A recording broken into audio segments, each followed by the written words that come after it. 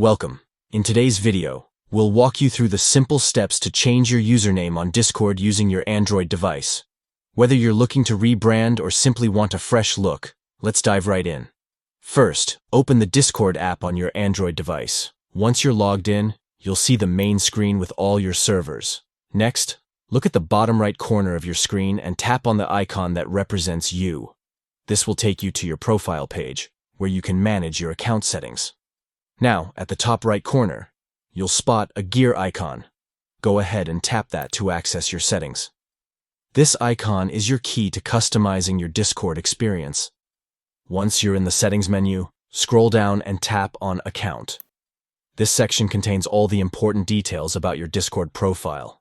Here's where the fun begins. Tap on Username to open the option for changing your current username.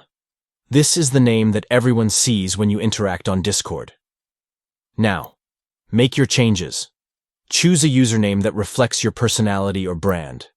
Just keep in mind the character limit and any guidelines Discord has in place.